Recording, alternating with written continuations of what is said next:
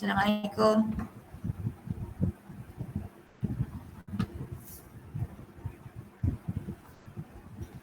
Waalaikumsalam. Okey, hari ni ada 14 orang. Sepatutnya ada 18, seorang absent. Yang seorang tu siapa tadi? Dia dah PM madam dah, dia tak sihat.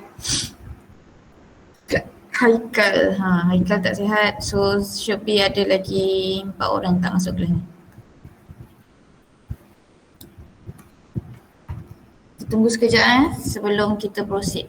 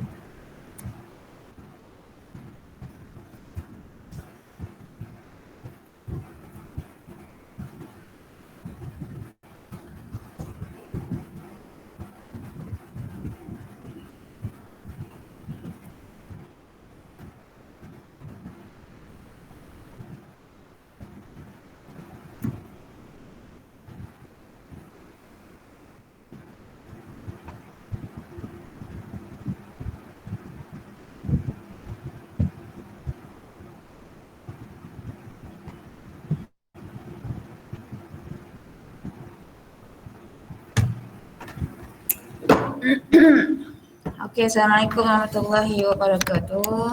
Untuk semua pelajar ideologi 2A.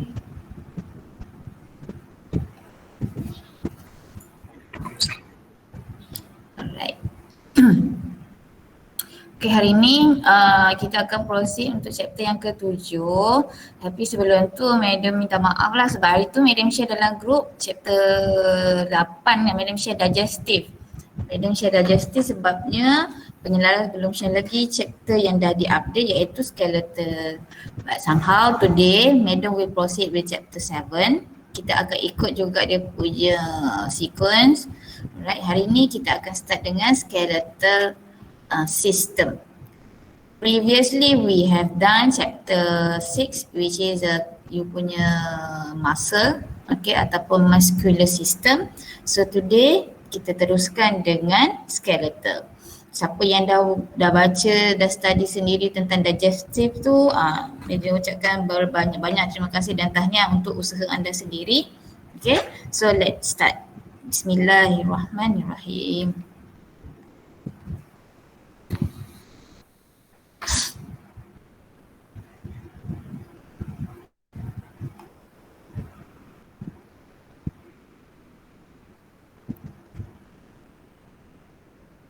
Okey, boleh nampak?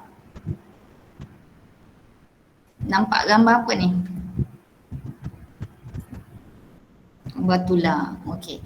So, tulang itulah yang dikatakan skeletal. So, hari ni selepas kita belajar tentang muscle, you dah belajar dah otot. Otot tu sebagai kita punya efektif ataupun kita punya reseptor yang menggerakkan segala tubuh badan. So otot dia membaluti apa? Dia membaluti you punya skeletal ataupun tulang-tulang. Skeletal system. Skeletal system is the skeleton of the framework that provides structure to the rest of the body and facilitate movement. So manusia ni, kita sendiri sekarang, kita tak akan ada rupa kita kalau kita tak ada skeletal.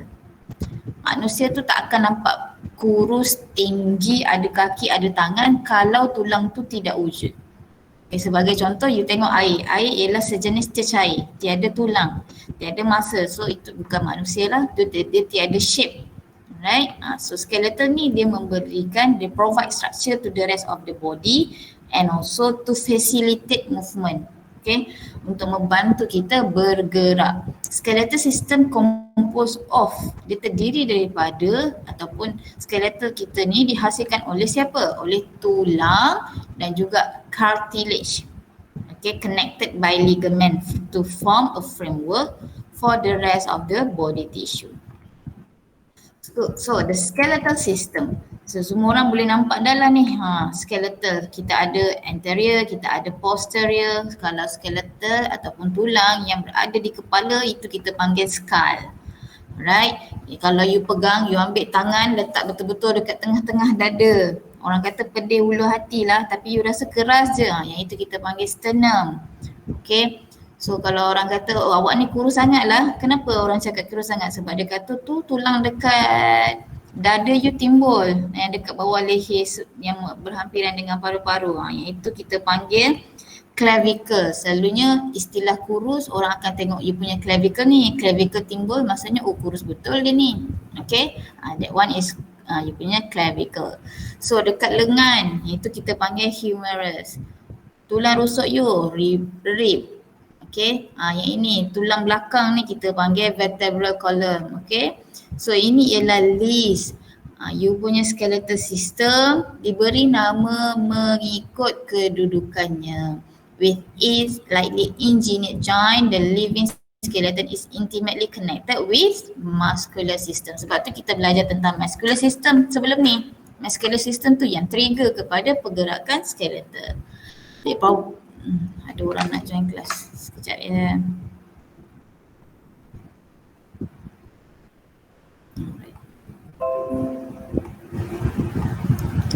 Okay. So they provide framework of stiff levers and stable plates that permits and multitude the movement. So you bayangkan, okay, kuih ke, air ke, macam mana dia nak bergerak, sesuatu yang lembik dia nak bergerak, susah untuk dia bergerak melainkan dia ada satu structure yang sangat konkret. Okay, structure yang sangat konkret tu, yang keras tu, itulah yang kita panggil skeletal. Badan you, tangan you boleh bergerak. Kalau nak harap ke otot saja bergerak, you tak akan nampak pun pergerakan tu. Tapi otot membantu untuk menggerakkan tulang, baru you nampak oh tangan sedang bergerak sekarang ni. Okay, nampak tak dia punya relation antara skeletal dan juga muscular.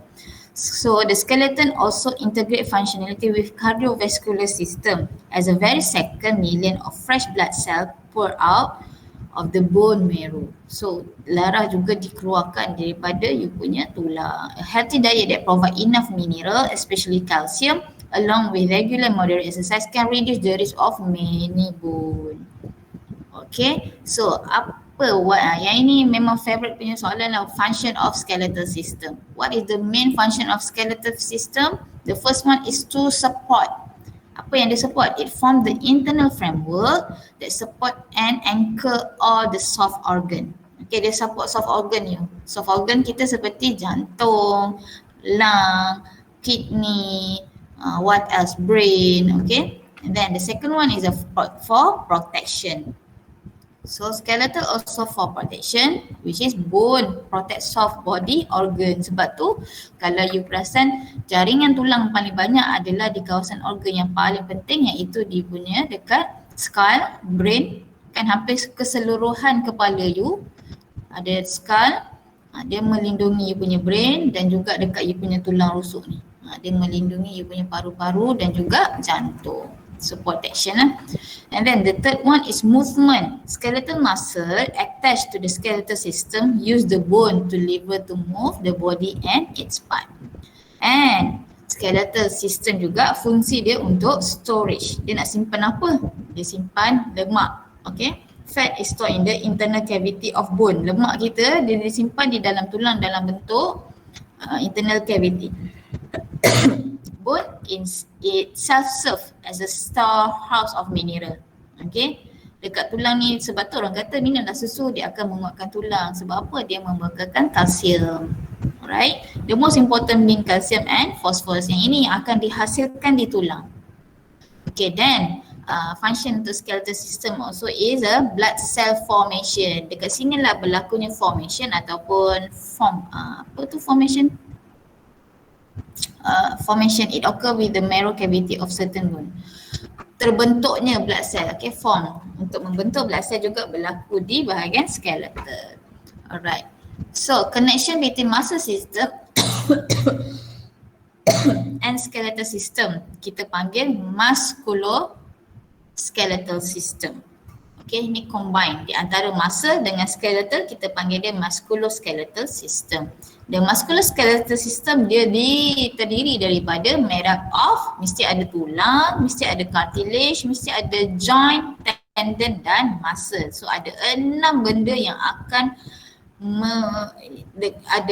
membentuk musculoskeletal system. So ni akan form a framework of the body. So sebagai contoh ni kita tengoklah gambar ni, kalau agak-agaknya ni gambar apa ni?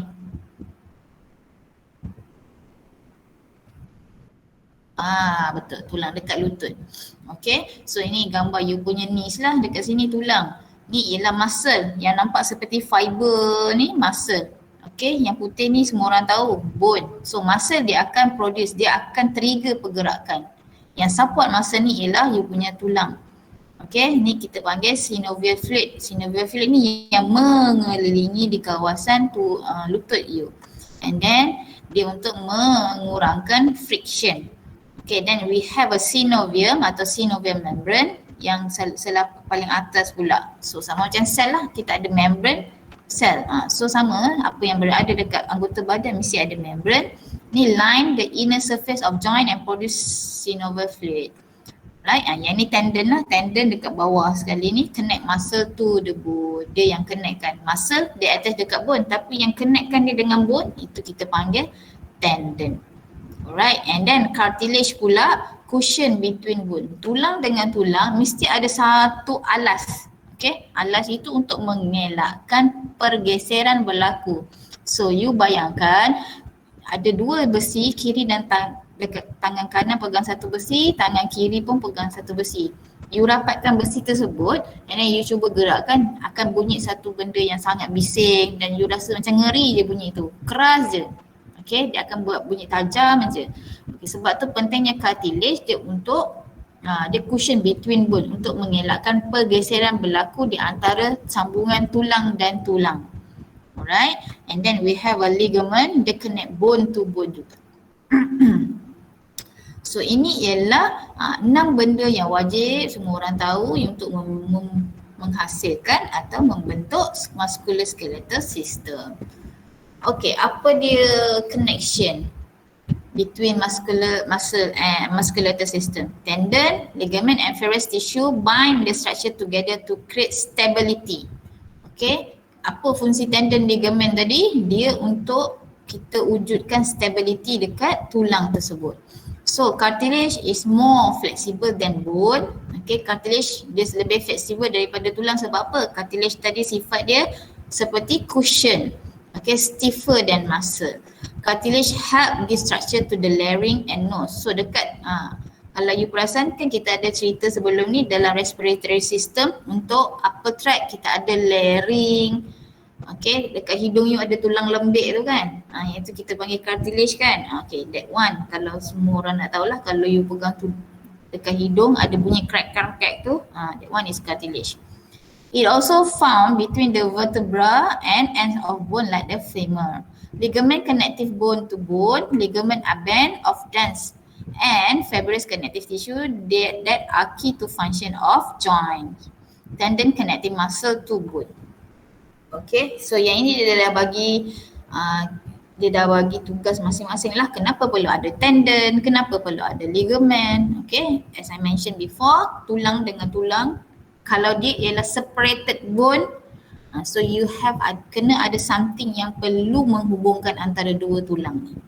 Tulang dengan tulang dia tak boleh stay macam tu sahaja. Perlu ada benda lain supaya pergerakan kita akan jadi lebih smooth dan untuk mengurangkan kesakitan kepada manusia. Dan juga apa-apa saja yang mempunyai tulang. Okey. Manusia terdiri daripada 206 tulang. Kalau kuda ada berapa tulang?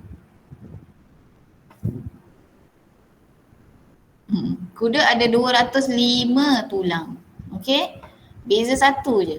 There are 206 bones and 32 gigi stand out pada manusia ni. Male and female skeleton are almost the same. Yang ni kenapa dia cakap macam tu, kita manusia berbeza lelaki dan perempuan. But female skeleton has a broader pelvis. Sebabnya untuk dijadikan manusia itu berbeza-beza mengikut jantina adalah mengikut kepada keperluan masing-masing. Kenapa punggung perempuan lagi besar? Sebab membolehkan perempuan itu sewaktu dia menjadi ibu untuk melahirkan. Lelaki taklah, sebab lelaki tidak melahirkan. Okay, itu antara function lah. Yang ni kita pun dah didedahkan di dalam dalam you baca Al-Quran, tafsir Al-Quran. Okay, tu semua dah tahu. Yang ni how to support, macam mana nak ajar lagi manusia. Allah dah cerita tapi kita tak nak percaya. So scientists come out dengan this one. So now you can relate apa yang dah diturunkan dengan apa yang kita belajar.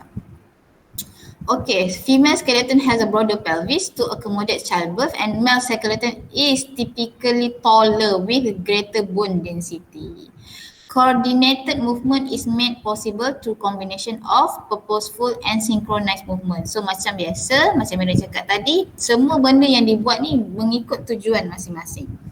The configuration of joint surface determine the movement possible.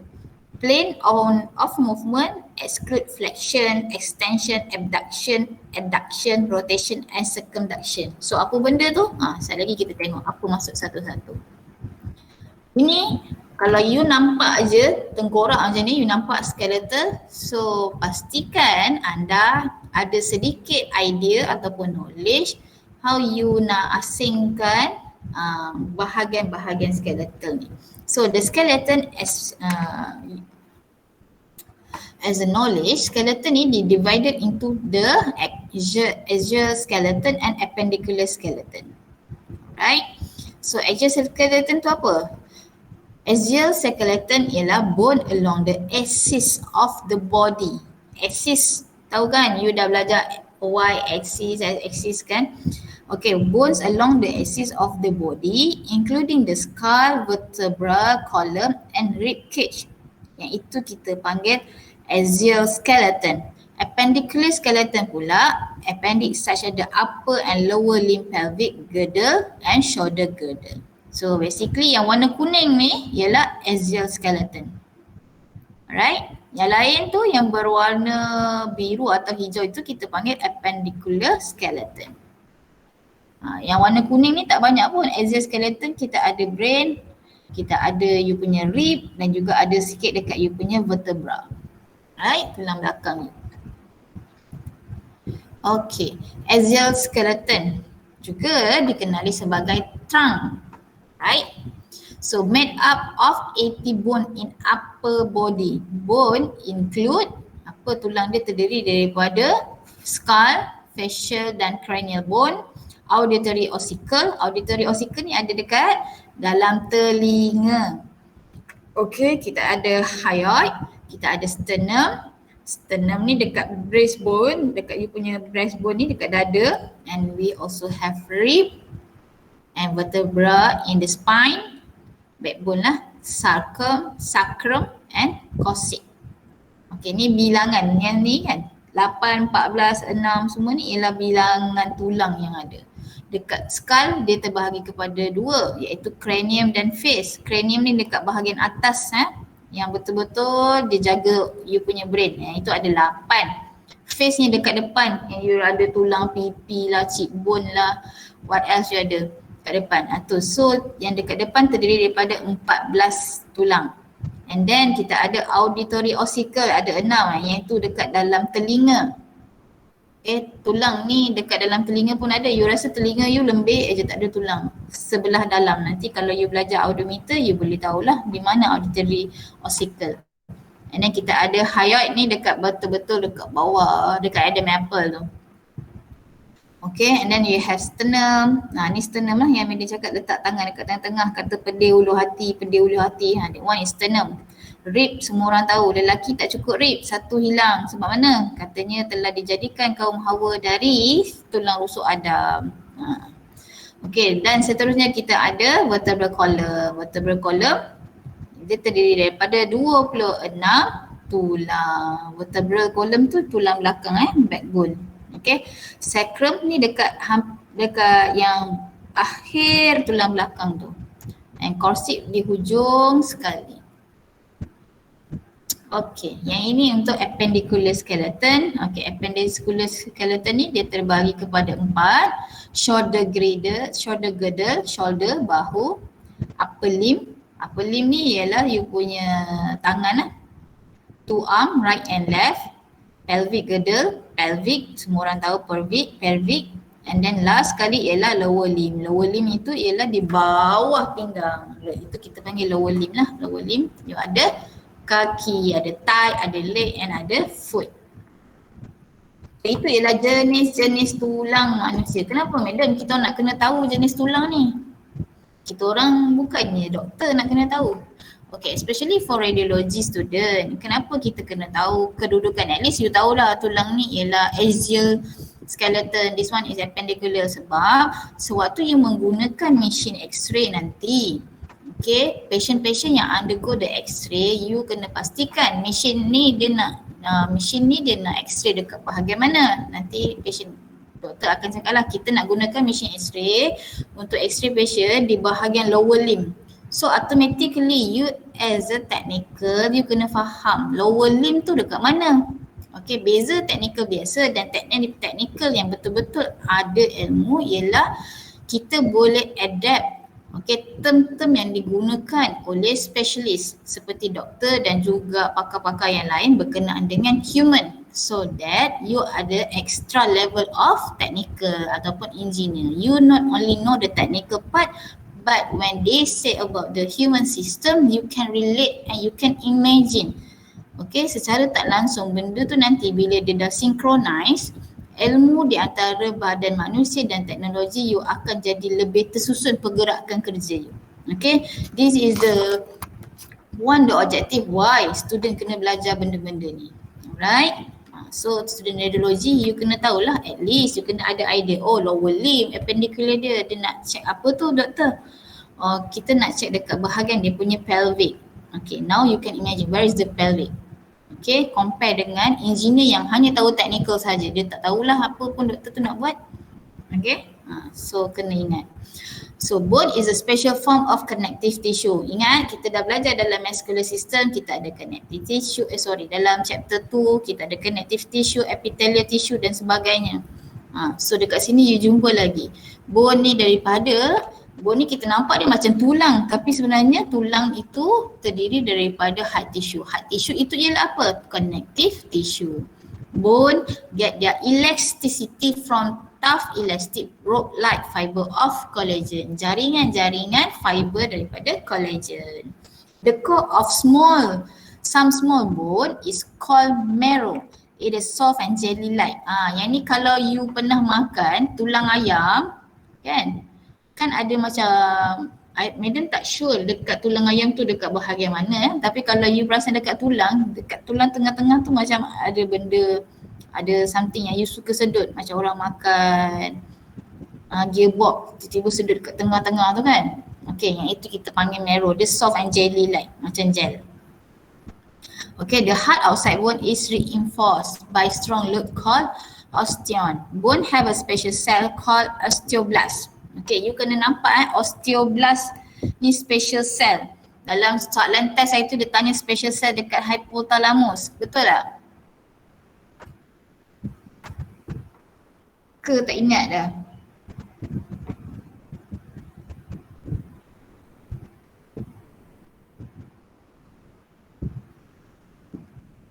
Tak ada orang dah. Okay, osteoblast So nanti kalau ada any penyakit yang berkaitan tulang, you akan jumpa osteoporosis. Okay, tu relevannya kenapa you kena belajar semua benda ni. Okay, then bones grow by getting longer. On the end core type epiphyseal plate grow or growth plate. Bones are made rigid by hard deposit of mineral like phosphate and calcium. Okay, yang ini dua benda, dua komponen penting yang membentuk tulang, fosfat dan kalsium, ataupun you boleh juga lah cakap phosphorus. Okay, bone marrow, ni yang dalam ni yang orang suka sedut, orang tua-tua suka sedut ni. Okay, yellow bone marrow, store fat, red bone marrow, semua orang yang suka isap tulang tu, dia nampak kalau you potong tulang ke, you tengok kat tengah-tengah tu dia ada satu tisu kan, yang itu kita panggil yellow bone marrow and red bone marrow. The layer of the bone, ni layer, yang ni yang you nampak merah tengah-tengah ni apa benda ni, ni yang marrow tadi. So kita ada periosteum, the outer surface of bone. Okay, outer surface ni dia sangat-sangatlah thin, dense membrane that contain nerve and blood vessel that nourish the bone. And then we have endosternum. Kalau perio dekat outer, okay, kalau endosternum dia thin vascular membrane of connective tissue that line in the inner surface. Okay, endo mesti di dalam, endo mean inside. Osteo tu maksudnya tulang, nama lain bagi tulang ialah osteo. Okay, ni jargon-jargon yang you kena tahulah. Right, then we have a cortical bone, ni compact bone, bone yang paling padat sekali. Okay, and then we have a cancellous bone, kandungan tulang. So bone composition. A bone composition dia ada extracellular matter and cellular component. Extracellular matter ni kita panggil dia sebagai bone matrix. Ni. Okay, composition tulang terbahagi kepada dua, satu matrix, satu sel. Okay, bone matrix and bone cell ni dia membentuk osseous tissue. Osseous tissue tu apa? Dia ialah connective tissue, and like all connective tissue, certain relatively few cell and large amount of extracellular matrix. So apa yang kita kena tahu berkenaan dengan tulang? Kalau matrix dia ni 25% organic matrix, iaitu kita panggil osteoid. Dan dia 50% inorganic mineral content, iaitu kita panggil dia sebagai mineral salt. And last sekali 25% of water. Okay, composition dia ada matrix dan sel di dalam tulang. Kalau matrix dia terbahagi kepada dua, satu organik, satu inorganik. Kalau inorganik tu apa? Inorganik tu seperti yang Melin cakap tadi lah, kita ada kalsium dan fosforus. Tapi kalau organik terdiri daripada dia ada collagen, ada mucopolysaccharide and non-collagenous protein. So kalau sel dia membentuk kepada osteoprogenitor, osteocyte, osteoblast dan osteoclast. Osteo tu maksudnya tulang.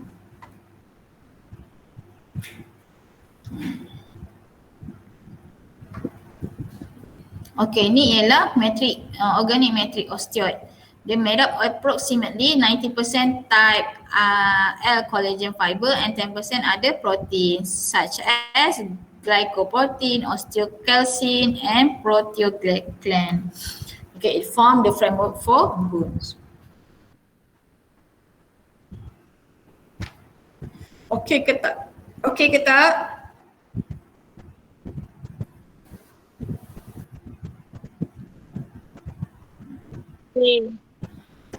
Okay, bagus. Okay, untuk inorganik tadi dia ada dua benda kan? Kalau you ingat inorganik, kalau organik dia ada tiga benda kat bawah tu. Inorganik ada dua, satu kalsium, satu fosforus. Itu ialah mineral salt ataupun garam mineral. Mineral salt ni first deposit between the gap in collagen layer once this space of filled mineral accumulate around the collagen fiber. Okay, ni hydroxyapatite is one of the main mineral present in the bone. While bone needs sufficient mineral to strengthen them, they also need to prevent being broken by maintaining sufficient flexibility to withstand the daily forces exerted on them. So maksudnya dekat sini, bila tulang kita memerlukan kecukupan mineral, okey, dia perlukan mineral yang sangat-sangat cukup atau organik, inorganik tadi untuk straighten, meluruskan mereka, okey, meluruskan tulang ni tadi, dia juga perlu untuk dapatkan sesuatu kena korbankan sesuatu. Macam itulah. Dia kena prevent seolah-olah dia jadi patah untuk dia dapat tambahan mineral. Kalau dia tak berlakon patah, mineral tu takkan didigest. Nampak special. Dalam badan manusia pun ada benda yang special ni. Yang ni yang unconscious, yang kita tak sedar pun yang berlaku. Okey, tapi bila kita kaji, yang inilah yang sedang berlaku dekat dalam badan. Macam ni kita nak dapatkan sufficient. So yang tahu cukup atau tak cukup tu badan kita sendiri. Okey, internal ni yang akan digest, yang akan evaluate badan. Kita sendiri pun tak tahu apa yang sedang berlaku sekarang dekat dalam badan, dekat tisu. Okey, so cara ataupun kaedah untuk dia berkomunikate ialah okay, kalau macam ni, macam mana cara dia nak dapat cukup mineral? Dia kena berlaku seperti dia hampir patah supaya mineral tak cukup tadi dihasilkan. Okey, ada 4 type of cell around with bone tissue. Okay, ada 4 type ni. Yang ni yang last kali lah yang kita tengok tadi dekat dalam gambar raja flow tadi tu. Kita ada osteoblast, osteocyte, osteogenic cell dan juga osteoclast. So inilah dia, osteogenic cell ni ialah stem cell. Okay, yang you nampak osteoblast ni dia membentuk tulang metrik. Okay, osteocyte dia maintain bone tissue, osteo ni resorb bone. Okay, yang ini extra knowledge sahaja. Benda ni dia tak akan test pun untuk you sebagai technical, dia tak test pun. In future katalah nanti, madam kita orang dah kerja nanti, kita orang akan jumpa ke bentuk-bentuk benda-benda ni semua. Kita orang kena tahu, you just tahu sebagai knowledge sahaja. Okay, tapi untuk term yang lain, untuk lebih detail yang ni, itu adalah di bahagian doktor ataupun clinical person. Alright. So yang inilah selalunya media akan highlight. Kalau semua orang untuk ingat je lah. Cell type osteogenic cell dia dekat mana? Dia dekat endosteum, cellular layer and periosteum. Function dia untuk apa? Untuk develop. Jadi tolonglah ingat table ni. Penting juga untuk kita menguji belajar berkenaan. Madam kata tadi tak penting, tapi kenapa kita orang kena ingat jadual? Jadual ni sebab apa? Sebab yang ini cover dekat bahagian course learning outcome you dari segi knowledge. Betul tak student ni kita telah dedahkan dia tentang keperluan tulang tu. Apa part yang ada dalam tulang. Jadi sebab tu you kena ambil tahu tentang jadual. Kita akan assess sejauh mana student tahu dekat dalam test. So tolonglah ingat jadual ni.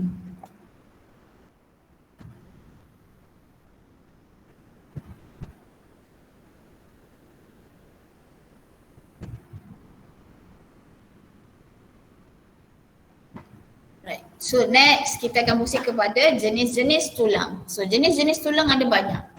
Kita ada flat bone, kita ada long bone, short bone, irregular bone, sesamoid bone. Okay, flat bone ni dekat mana yang you jumpa? Flat bone selalunya berada dekat skull.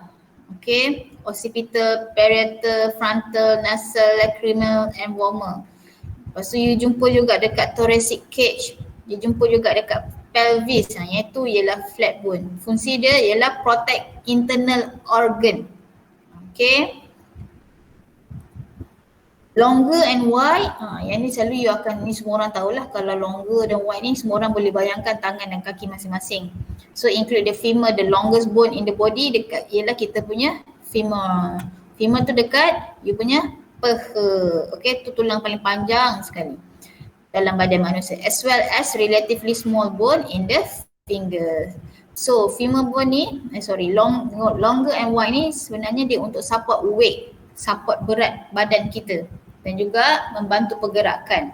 Kalau straight ataupun yang tadi flat bone ni untuk jaga organ dalaman. Okay, kenapa kita cakap dia support weight and facilitate movement? Sebab long bone ni dia ada dua jenis, dia ada dua part. Satu kita panggil diaphysis, satu epiphysis. Diaphysis ni ialah the tubular shaft that run between the proximal and distal end of the bone. Okay, the hollow region in the diaphysis called the medullary cavity is filled with yellow marrow. Yang ni yang kita sedut tadi tu, marrow kan, ingat kan? The wall of the diaphysis are composed of dense and hard compact bone. Okay, sebab tu dia dikatakan sebagai support weight lah. You bayangkan, okay, kita hanya ada kepala dengan you ada flat bone saja, you tak ada long bone ni. Bila you tak ada long bone, you berdiri tegak, you tak boleh berdiri lah sebab you tak ada kaki dan tangan kan. So maksudnya tak stabil. Sebab tu penting untuk lembun untuk menjadikan manusia itu adalah ciptaan yang sempurna. Okay, so the wider section to each end bone is called the epiphysis. Okay, ni the wider lah, yang paling besar lah. Ni. Wide, besar. Selalu wide ni dekat bahagian hujung-hujung. Short bone semua orang tahulah short. Benda-benda yang kecil ni about long. As long as they are wide, located in the wrist and ankle joint. Okay, they provide stability and some movement. Dia provide dekat sini lah, yang kecil-kecil ni short bone. Okay, irregular bone.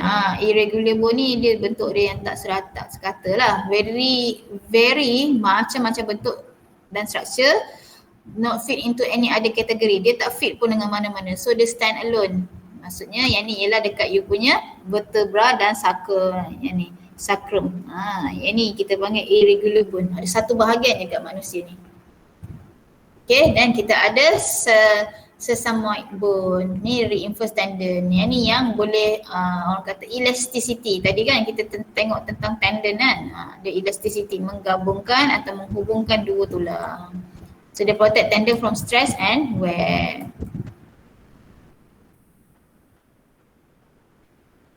Joint structure. Joint ni also called articulation, form where the surface of two or more bones meet and articulate with each other. Joint allow both movement and flexibility.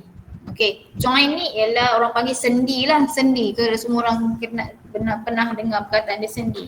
Sendi ni dia membantu kita untuk bergerak dan juga flexibility. Flexibility tu apa? Bila you nak contract dan relax you punya tangan ni, you bila contract mesti you akan pendekkan you punya muscle. So yang menggerakkan tulang ni tadi ialah sendi tu. Okay, selain daripada muscle. Dia melincirkan atau melancarkan perjalanan dan pergerakan tulang. Right? So functional joint ada 3. Satu immovable atau kita panggil synatosis joint. Alright, the bone held together by fibrous tissue. Dia tak bergerak langsung lah. Example macam skull bone. Skull bone you tak nampak pun dia boleh gerak-gerak. You boleh adjust ke dekat skull? Skull tak ada sendi. So tak boleh gerak. Okay, dan kita ada slightly movable yang itu kita panggil amphoresis joint. Okay, amphoresis joint ni biasanya kita akan jumpa dia dekat you punya vertebra lah. So dekat kawasan sini kalau bagi ibu-ibu yang ambil epidural, ambil air tulang belakang, siapa-siapa pun ambil air tulang belakang, dia akan attack dekat bahagian sini. Okay, dan kita ada freely movable diatosis joint called synovial joint. Allow the movement, example hip and knee joint. Okay, iaitu ada 3 jenis functional joint. Satu tak ada elektrik pula dekat rumah madam ni. Okay, satu kita ada yang tidak bergerak langsung iaitu skull. Satu yang bergerak sikit-sikit. Okay, iaitu dia punya vertebra. Dan satu lagi yang sangat-sangatlah bergerak. Sangat-sangat bergerak ni dekat hip, dekat you punya knee. Okay, selalunya dekat bahagian yang joint ni, yang freely movable diatosis joint ni, basically you boleh menggerakkan tulang di kawasan ini 360 darjah. Maksudnya kaki you pun boleh gerak 360 darjah sama seperti tangan. Cuma bezanya kita selalu buat ke tak selalu buat. Sebab tu adanya sukan di Olimpik tu you belajar tentang artistik, gimnastik artistik. Itu semua kalau you bekerja dengan Majlis Sukan Negara ataupun Institut Sukan Negara, benda-benda ni you kena ambil tahu. Okay, contoh Dato' Azizul Hasniawang, kenapa dia kayu sangat laju? Okay, itu semua berkenaan dengan joint yang ada pada dia punya muscular dan skeletal muscle system. How dia digest, macam mana dia synchronize. Semua data tu di-collect daripada pergerakan-pergerakan ini. Okay, structure joint type dia ada fibrous. Semua orang ada lagi tak ni? Kita tak ada? Ada. Ada, bagus. Okay, type of structure joint ni you boleh baca, tengok ni, dia ada fibrous. Fibrous ni dia explain lah. Articular surface held together by fibrous connective tissue. Example fibrous joint ni dia ada dekat tulang kepala, kat apa kita panggil tengkorak, okay, sigmomus, tibia, fibula distal end and gamaphosis ni dekat apa nama, gigi. Okay, dan kita ada cartilaginous yang ni dekat vertebra dengan pelvis. Okay, yang ni synovial. Synovial ingat awal tadi synovial dia ada menghasilkan synovial fluid. Synovial fluid tu untuk apa? Untuk melancarkan, orang panggil grease lah, melancarkan pergerakan. Okay, contoh dia blending between tarsal bone, hinge, elbow joint, pivot between C1 and C2. C1, C2 ni ialah dekat you punya rib ataupun dekat you punya vertebra lah. Okay, plane. Manusia you dah belajar plane awal-awal. Kita ada transverse plane, kita ada apa lagi plane? Kita ada 3 plane. Tapi kalau untuk joint kita ada 5 plane, iaitu you kena ingat movement dia flexion, okay? Jadual ni tolong ingat flexion iaitu bending the joint, decrease the angle between the bone, extension, straightening the limb, continue extension past the anatomical straight line may be described as hypertension. So sebagai contoh, so semua orang duduk tegak-tegak sekarang, okay, kena tengok kena buat apa yang madam cakap walaupun madam tak nampak. So duduk tegak, tangan berada di kiri dan kanan straight. Okay, so tangan kiri pegang tangan kanan di bahagian siku. Buat tak ni?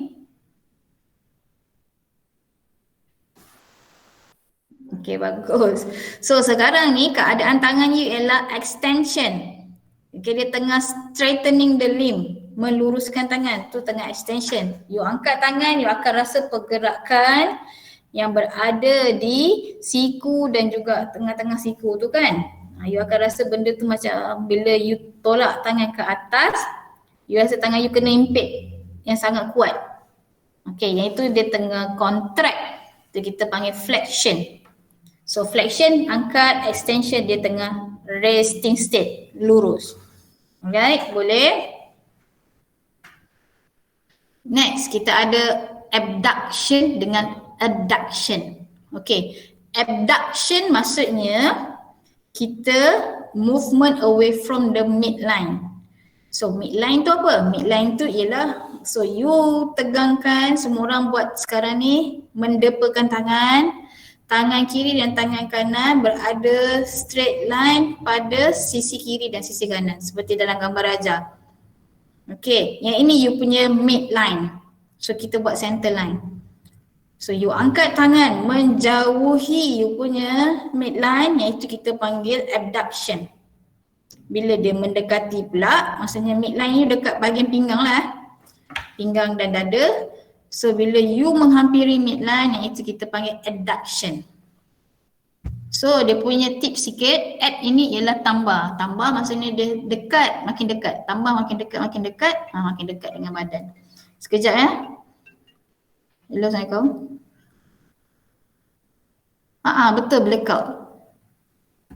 Alright.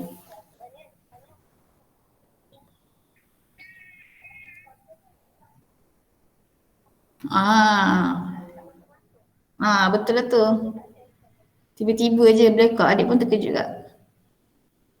Okay, Assalamualaikum.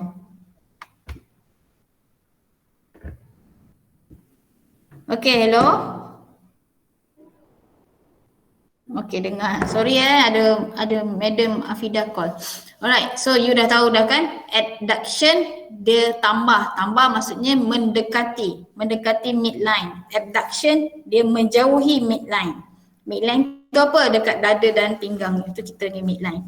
Okay, next. Rotation. Yang boleh rotate dekat mana? Movement around the longitudinal axis. Tu you punya skull. Okay, semua orang boleh lah kalau you berzikir kan. Kiri kanan, pusing kepala. That one is a rotation. Okay, clear. Kita ada 5 plane, 5 plane ni semua boleh ingat. Alright. So tangan boleh back to basic balik lah. You nak buat apa, you buat lah. Okey, lagi kita ada circumduction. Okey, circumduction ni yang boleh membuat bentuk bulat. So tangan boleh buat bentuk bulat, kaki boleh buat bentuk bulat. So mana-mana bahagian yang boleh membuat bulatan, okey, yang dia kata 360 degree, itu kita panggil circumduction. Alright, pronation, turning the palm of the hand downwards. Yang ni semua orang boleh kan? Tak ada orang yang tak boleh, madam sir. Pronation ni you pusingkan tangan you, palm you, tapak tangan downward. Kalau supination, turning the palm hand upward. Okay, dia tutup dan buka pergelangan tapak tangan lah, yang ni maksudnya. Okay, opposition, movement of the thumb across the palm. So semua orang boleh buat lah ni kot. Ibu jari boleh letak kat tengah tapak tangan tak dengan anak jari tu? Yang tak boleh tu kena buat exercise, something wrong dengan you punya muscle system. Okay, dan satu lagi kita ada inversion. Inversion ni kaki you boleh buat ke dalam dan keluar. So selalunya kalau you perasan bila kita buat benda ni, so waktu you buat warming up, okay, sebelum you buat sukan ke apa benda ke, you akan buat semua benda ni. Apa kita panggil you punya warming up lah. Cuma takkan ada pun orang buat yang opposition style ni, yang tangan tiba-tiba jari anak dengan ibu jari tiba-tiba dia suruh buat, tak adalah.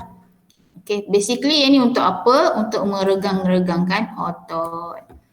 Alright, next kita ada nervous and muscular interaction in skeletal system. Kita tengok kat sini ada apa? Sekejap, mana buka sikit.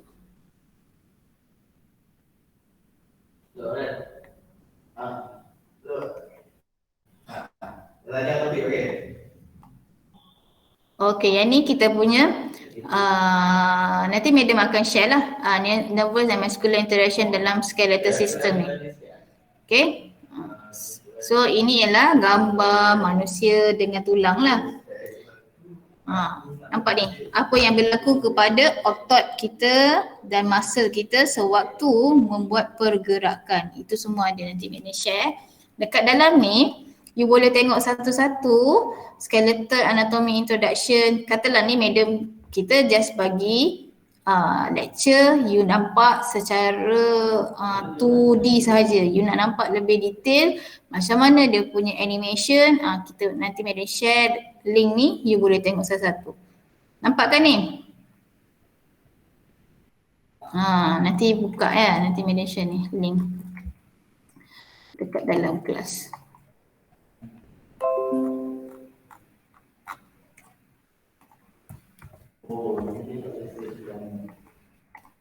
Alright.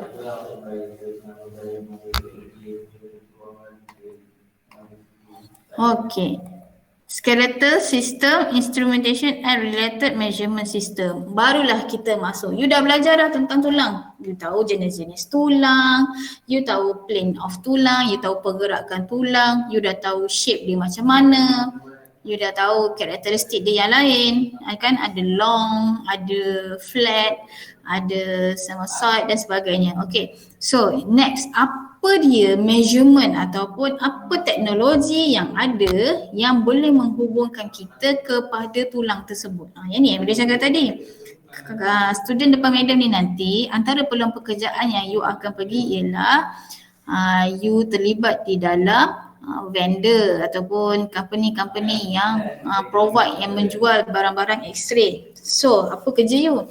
Kerja you kena tahu dan you kena faham betul-betul mesin yang company you jual tu, dia spek dia macam mana. Okay, dia measure tulang yang macam mana. Okay, you kena faham semua benda and then baru you boleh explain kepada siapa. Kenapa madam kata you betul-betul kena tahu tentang human system ni. Sebab let's say you bekerja dengan vendor yang supply mesin, you automatically mungkin you akan jadi sebagai product specialist, iaitu orang yang betul-betul tahu dah menguasai tentang mesin tu. So apa yang you kena buat bila menjadi product specialist adalah menjadi tuntutan untuk kita membuat continuous medical education. Kita kena memberi talk kepada doktor, nurse dan juga sesiapa sahaja yang menggunakan mesin tersebut. Okay, so you macam mana you nak cater, macam mana you nak menangani you punya audience yang dia punya level of knowledge dia lebih kepada manusia tapi kurang tentang teknologi. Sebab tu lah you kena belajar tentang human system. Nanti bila doktor tanya, okey, Amma, saya nak tahulah kalau kita nak x-ray patient kita dekat bahagian flat bone tu, apakah density yang kita kena buat, contoh kan? Ni sebagai contoh. So you sebagai salesperson masa tu, product specialist yang tahu betul-betul tentang machine, bila doktor sebut term-term ni, you dah boleh imagine dah, okay doktor ni masukkan flat bone, you dah terbayang, oh doktor ni bayangkan ni kot, dia tanya tentang skull ataupun dekat bahagian mana lagi flat bone yang ada. Nampak tak beza antara kenapa kita kena tahu tentang human selain daripada you tahu tentang teknologi. Itu yang membezakan technical A dan technical B. Technical B dia tahu tentang mesin je. Bila doktor tanya, nanti dia cakap, maaf doktor, boleh tak you explain sekali lagi flat bone tu macam mana?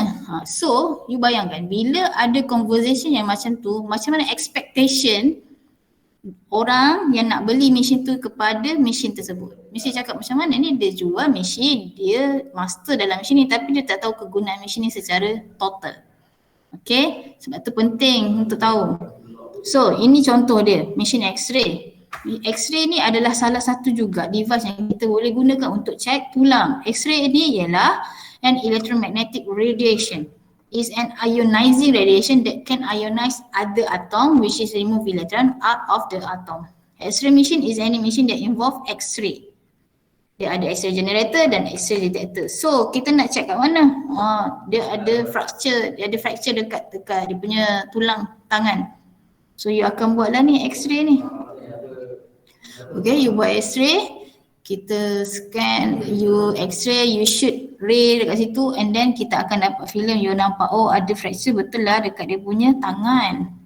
Alright, yang ni tapi yang akan explain tentang result tu bukan kita tau. Ni pun jangan salah faham. KKTN Ledan tidak menghasilkan pelajar-pelajar sebagai doktor ataupun radiografer. Radiografer tu orang yang mentafsirkan result daripada X-ray tu, bukan. You ialah orang yang mengendalikan mesin sewaktu sebelum digunakan kepada pasien. Kalau ada pasien bukan you buat. Itu radiografer buat ataupun sonografer. Okay. So function of X-ray, medical community use X-ray to examine several part of the body and to treat condition. So dia tengoklah dekat part mana. So at least kalau medium tanya, yang ni you tahu tak apa? Ni gambar apa? Lutut. Okey, lutut. So di antara lutut dengan lutut tengah-tengah ni macam ada ruang kosong, tapi yang ruang kosong tu sebenarnya apa? Ligament. Okey, betul lah kalau you cakap ada cushion, ada, faham lah maksudnya. Okey. Good. Okey, lagi satu yang ni. Dekat bahagian bahu, you nampak ada satu bone dekat sini. Ni apa dia nama dia? Tulang apa ni kat bahu?